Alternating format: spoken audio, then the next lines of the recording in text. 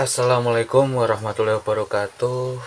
Perkenalkan, saya M. Rifki Fathu Rozi, NIM 2020 010150. Di sini saya akan mengulas atau memaparkan beberapa materi yang telah dilampaui pada mata kuliah Ulumul Hadis dosen pengampu Salis Irfan Fuadi. Nah, pertama saya akan mengulas tentang sejarah kodifikasi hadis, ulumul hadis sebagai cabang ilmu pengetahuan. Nah, pengertian kodifikasi tadwid adalah mengumpulkan atau menghimpun, yakni mengumpulkan dan menerbitkannya. Adapun yang dimaksud dengan kodifikasi hadis adalah menghimpun catatan-catatan hadis Nabi dan mushaf.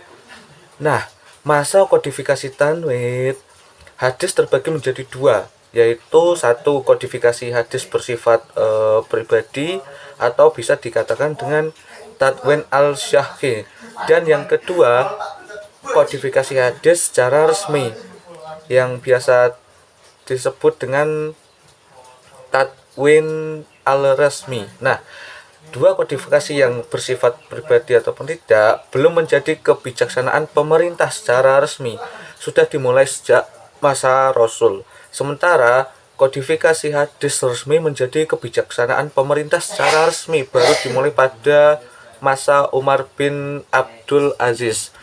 Nah, sejarah kodifikasi hadis pada masa-masa sahabat, sebetulnya kodifikasi penulisan dan pengumpulan hadis telah dilakukan sejak zaman para sahabat. Namun hanya beberapa orang saja di antara mereka yang menuliskan dan menyampaikan hadis dari apa yang mereka tulis disebutkan dalam Sahih Al-Bukhari di kitab Al-Ilmu bahwa Abdullah bin Amr bisa menulis hadis. Abu Hurairah berkata, tidak ada seorang pun dari sahabat Rasulullah SAW yang lebih banyak hadisnya dari aku, kecuali Abdullah bin Amr, karena ia biasa menulis sementara aku tidak. Nah, pada masa tabi'in dan setelahnya, tradisi periwayatan hadis ini juga kemudian diikuti oleh tokoh-tokoh tabi'in sudahnya, hingga datang masa kepemimpinan Khalifah kelima, yaitu Umar bin Abdul Aziz. Dengan perintah beliau, kodifikasi hadis secara resmi dilakukan. Nah, singkat cerita, setelah itu banyak para ulama yang menuliskan hadis-hadis Rasulullah dan mengumpulkan kitab-kitab mereka. Dan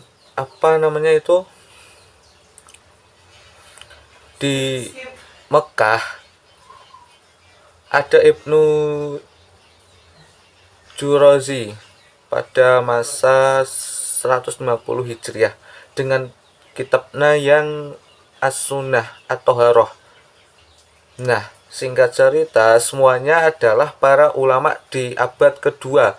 Kumpulan hadis yang ada pada mereka masih bercampur dengan perkataan para sahabat dan fatwa para ulama tabi'in.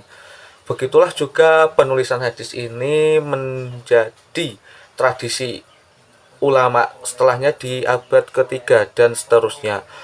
Hingga datang zaman kemasan dalam penulisan hadis, ia adalah periode kitab Musnad Ahmad dan Kutub Sitah.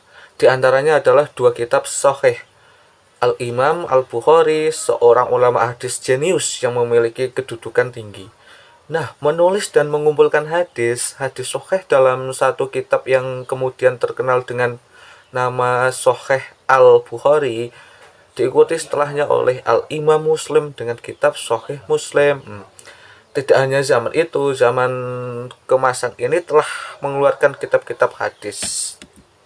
Nah, peran hadis dalam perkembangan ilmu pengetahuan. Pertama, Islam menetapkan nilai tubuh dan hak tubuh atas pemiliknya. Yang kedua, untuk mengatasi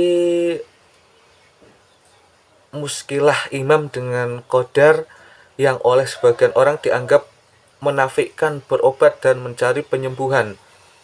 Dan yang ketiga, Islam membuka pintu harapan untuk menjadi dokter-dokter untuk orang sakit. Nah, keempat, Islam mengakui adanya sunatullah dalam penyakit menular dan melakukan perlawanan terhadap apa yang disebut dokter dalam dokter sihir dan dukun serta sejenisnya yang memperdagangkan pekerjaan pengusiran, roh halus atau kesamber dan lainnya lah kesurupan. Nah, keenam, untuk menjelaskan setiap ucapan, perbuatan, dan pengakuan Nabi merupakan ikatan baik dalam menunjukkan ke arah pengobatan yang benar, pengobatan yang dilandasi ilmu dan eksperimen, bukan untuk mencelakakan dan mengaku-ngaku. Sistem pengkodifisikan hadis pada abad ke-2 Hijriah masih campur aduk antara hadis Nabi, perkataan dan fatwa tabi'in. Hal ini karena terdorong oleh kemauan keras untuk mengkodifikasikan hadis. Mereka tidak menghiraukan atau belum sempat menyeleksi apakah yang mereka himpun itu hadis-hadis Nabi semata ataukah termasuk juga di dalamnya perkataan sahabat dan tabi'in. Sistem pengkodifisikan hadis dikhususkan pada suatu karangan atau buku dengan satu bab saja. Nah, yang di dalamnya terkumpul hadis-hadis yang ada hubungannya satu sama lain dan mencampurnya dengan pendapat-pendapat para sahabat dan fatwa-fatwa tabi'in. Meskipun begitu juga, ada juga kitab hadis yang hanya menghimpun hadis Nabi semata-mata, yakni catatan Ibnu Hamis dan Al-Zuhri. Namun sayangnya karya Al-Zuhri tidak sampai kepada kita umat manusia. Oke, lanjut pemaparan sepengetahuan saya mengenai hadis ahad. Apa itu hadis ahad? Yaitu jumlah perawinya tidak sampai pada jumlah mutawatir.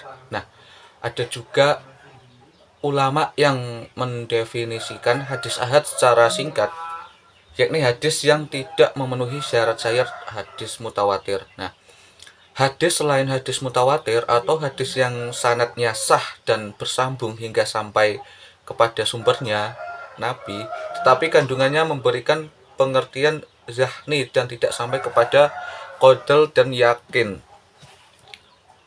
Pembagian hadis ahad. Nah, yang satu, hadis masyhur. Menurut bahasa, hadis masyhur atau sesuatu yang sudah tersebar dan populer. Hadis ini dinamakan masyhur karena telah tersebar luas di kalangan masyarakat. Lawan dari masyhur adalah majhul, yaitu hadis-hadis yang diriwayatkan oleh orang-orang yang tidak terkenal dalam kalangan ahli ilmu. Ulama Hanafiyah mengatakan bahwa hadis masyhur menghasilkan ketenangan hati, dekat pada keyakinan bahwa wajib untuk diamalkan. Tetapi bagi yang menolaknya, tidak dikaitkan kafir. Hadis masyhur ini ada yang berstatus sahih, hasan, dan dhaif. Nah, yang ketentuannya hasan adalah hadis masyhur yang telah memenuhi ketentuan-ketentuan hadis hasan, baik mengenai sanad maupun matannya. Adapun yang dimaksud dengan hadis masyhur dhaif adalah hadis masyhur yang tidak memenuhi syarat-syarat hadis sahih dan hasan, baik pada sanad maupun matannya. Adapun macam-macam hadis masyhur. Satu, masyhur di kalangan ahli hadis. Yang kedua, masyhur di kalangan ulama ahli hadis. Yang ketiga, masyhur di kalangan ulama ahli fikih. Dan yang keempat, masyhur di kalangan ahli usul fikih. Kelima, masyhur di kalangan ahli sufi. Masyhur di kalangan ulama-ulama Arab. Dan yang ketujuh, masyhur di kalangan masyarakat awam.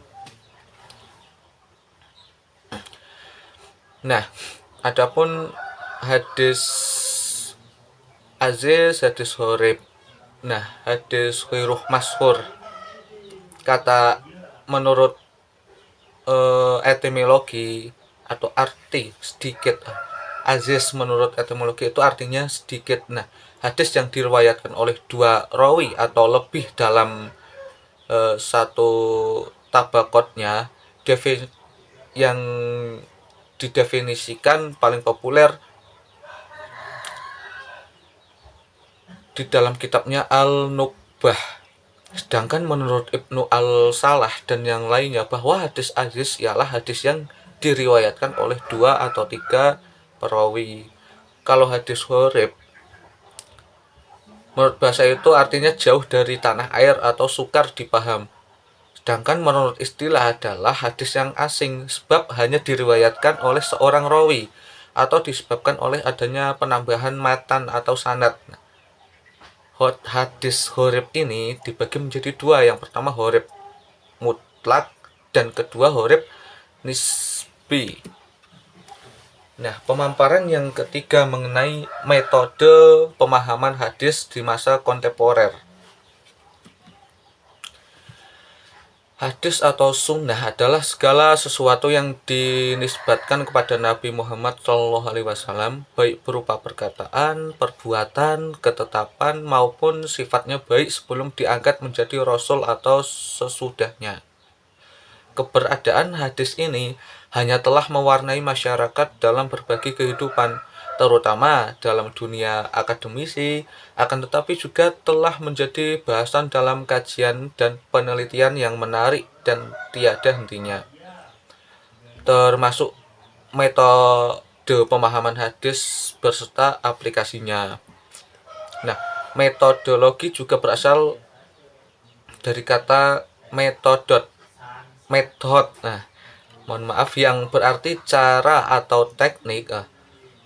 Metode juga diartikan sebagai cara teratur yang digunakan untuk melaksanakan pekerjaan agar tercapai tujuan sesuatu yang dikehendakinya atau yang diinginkan. Pemahaman berasal dari kata paham yang berarti pengertian. Nah, pendapat atau pikiran, aliran atau haluan pandangan, mengerti benar atau tahu benar, pandai dan mengerti benar tentang suatu hal.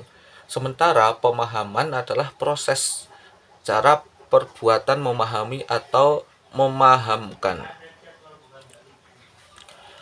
Adapun beberapa prinsip metodologi memahami hadis. Yang pertama, prinsip jangan terburu-buru menolak hadis yang dianggap bertentangan dengan akal sebelum melakukan penelitian yang mendalam. Nah, prinsip memahami hadis secara tematik sehingga memperoleh gambaran utuh mengenai tema yang dikaji. Ali Mustafa Yakub menyatakan hadis saling menafsirkan karena sumbernya adalah Rasul, dan untuk memahaminya harus dengan melihat riwayat yang lain. Nah, tidak boleh dengan hanya melihat satu periwayatnya. Nah, prinsip bertumpu pada analisis kebahasaan, mempertimbangkan struktur teks dan konteks, harus membedakan kita. Nah, prinsip yang keempat, prinsip membedakan antara ketentuan hadis yang bersifat legal formal dengan aspek yang bersifat ideal moral.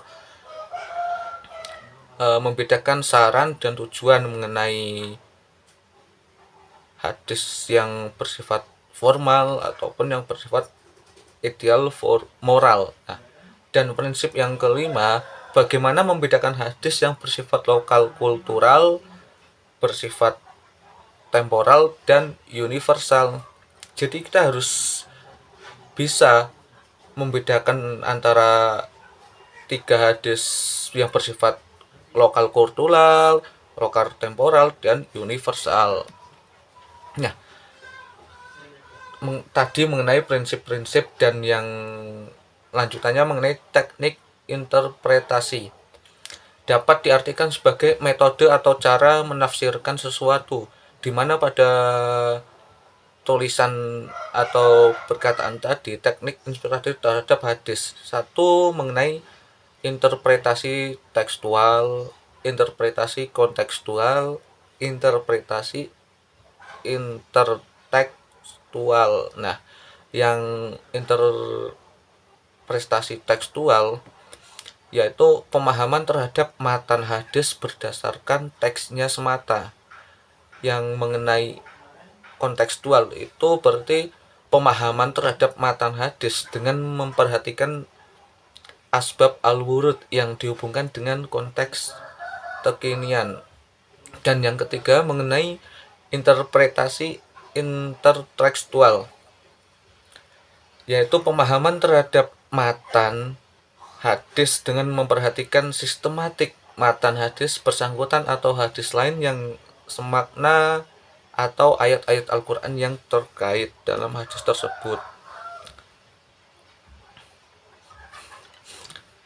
Yang kedua mengenai pendekatannya dalam memahami hadis yang dijumpai pada masa historis, sosiologis, dan antropologis. Mungkin di beberapa mata kuliah sudah sedikit mempelajari tentang historis, sosiologis, dan antropologis. Nah, pendekatan historis dalam hal ini adalah suatu upaya memahami hadis dengan cara mempertimbangkan kondisi historis Paris pada saat hadis itu disampaikan Nabi Shallallahu Alaihi Wasallam. Nah, dengan kata lain, pendekatan historis adalah pendekatan yang dilakukan dengan cara mengkaitkan antara ide atau gagasan yang terdapat dalam hadis dengan menetapkan sosial dan situasi historis kultural yang ada di sekitarnya.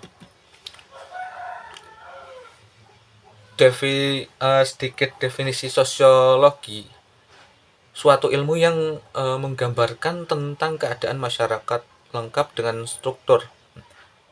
Kalau antropologis tadi bisa diartikan sebagai salah satu upaya memahami agama dengan cara melihat wujud praktik keagamaan yang tumbuh dan berkembang dalam masyarakat. Melalui pendekatan antropologis ini, agama tampak akrab dan dekat dengan masalah-masalah yang dihadapi manusia dan berupa menjelaskan dan memberikan jawabannya. Kalau mengenai perbedaan metode pemahaman hadis pada masa klasik dan kontemporer, yaitu menurut Muhammad Al-Ghazali ada 5 kriteria untuk menguji kesohihan hadis. Yang satu, 3 kriteria itu berkaitan dengan sanad. Nah, yang satu sebelumnya hadis harus diriwayatkan oleh seorang yang dikenal sebagai penghafal yang cerdas, teliti, dan memahami apa yang didengarkannya. Pada konteks ini, perawi disebut dobit. Nah, yang kedua, hadis harus diriwayatkan oleh perawi yang menatap kepribadiannya, bertakwa kepada Allah, dan menolak semua pemalsuan yang menyimpang. Pada konteks ini perawi disebut dengan adil. Yang ketiga, mengenai peluhur perawinya dalam sanad. Adapun 2 kriteria lainnya adalah berkaitan dengan matan. Matan hadis tidak sah dan matan hadis tidak mengandung ilat qadhihah.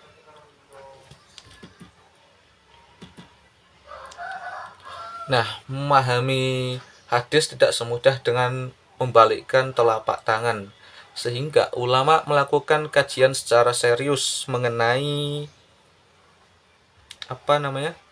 bagaimana cara untuk memahami hadis. Dari itu para ulama memberikan beberapa prinsip atau metode dalam pemahaman, baik itu pada masa klasik ataupun kontemporer, serta pendekatan dalam memahami hadis pada masa historis, sosiologis, antropologis. Maka dari itu penting untuk mengetahuinya, mengulas kembali pembelajaran yang telah disampaikan. Dan yang ketiga, mengulas materi tentang ilmu hadis, diroyah, dan riwayah.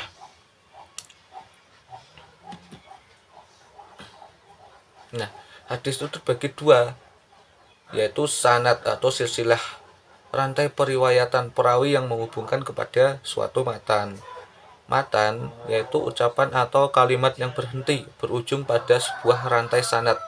Tujuan mempelajari ilmu hadis adalah untuk mengetahui memilih hadis-hadis yang sahih dari yang lainnya. Namun kebanyakan itu hadis sahih, yakni mengetahui keadaan dari suatu hadis, apakah hadis tersebut sahih, hasan, atau bahkan dhaif.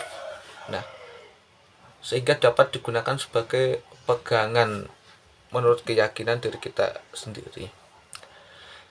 Hadis diroyah yaitu kumpulan kaidah-kaidah dan masalah-masalah untuk mengetahui keadaan rawi dan marwi dari segi diterima atau ditolaknya. Nah, kalau ilmu hadis riwayah yaitu ilmu yang mempelajari tentang periwayatan secara teliti dan berhati-hati bagi segala sesuatu yang disandarkan kepada Nabi Muhammad, baik berupa perkataan, perbuatan, persetujuan, dan sifat, serta segala sesuatu yang disandarkan kepada Allah Subhanahu wa Ta'ala. Pokok pembahasan ilmu hadis diroyah dan riwayah yaitu rijal al-sanad dan rajah taudil. Nah, rijal al-sanad ini sering disebut riwayat perawi al-hadis, yaitu untuk informasi tentang sosok perawi yang menceritakan matan hadis dari satu rawi kepada rawi yang lain sampai pada penghimpun hadis. Mengenai jarah tolid adalah unsur ilmu hadis yang penting dalam menentukan perawi hadis diterima atau ditolak matan hadisnya. Dengan kata lain, hadis Nabi dinilai sahih atau tidak didasarkan pada penilaian itu. Kalau hadis riwayah bil lafdi yaitu meriwayatkan hadis sesuai dengan lafadz yang mereka terima dari Nabi dan mereka hafal benar lafadz dari Nabi tersebut, atau dengan kata lain meriwayatkan dengan lafadz yang masih asli dari Nabi. Yang keempat, hadis riwayah bil makna, meriwayatkan hadis dengan maknanya. Nah, sedangkan redaksinya disusun sendiri oleh orang yang meriwayatkan, atau dengan kata lain yang ada ucapan oleh Rasul, hanya dipahami maksudnya saja, lalu disampaikan oleh para sahabat dengan lafadz, dengan perkataan sendiri. Nah, ilmu hukum hadis diroyah dan riwayah ini mempelajari adalah fardu kifayah. Artinya bila ada sebagian orang telah mempelajarinya di suatu daerah, maka gugur kewajibannya sebagai orang telah yang lain dalam mempelajari ilmu ini, namun akan menjadi fardu ain apabila tidak ada satu orang pun di suatu daerah mempelajari ilmu ini. Nah, adapun contoh hadis diroyah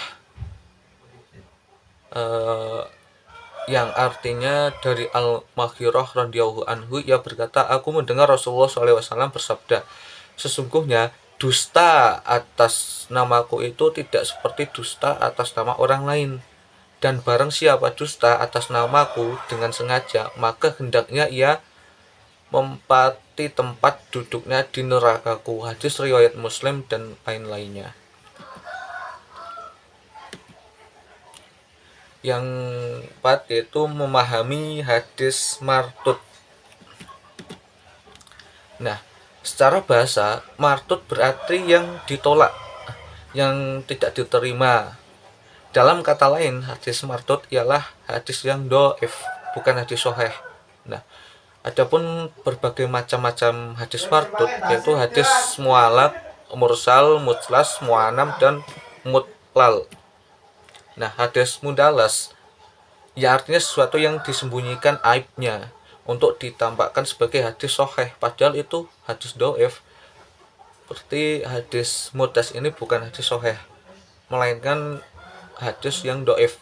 Nah, hadis mutlas itu ada tatlis isnad, tatlis suqah. Nah, hadis murkaskofi adalah hadis yang diriwayatkan langsung dari seorang tabi'in, baik tabi'in besar maupun tabi'in kecil.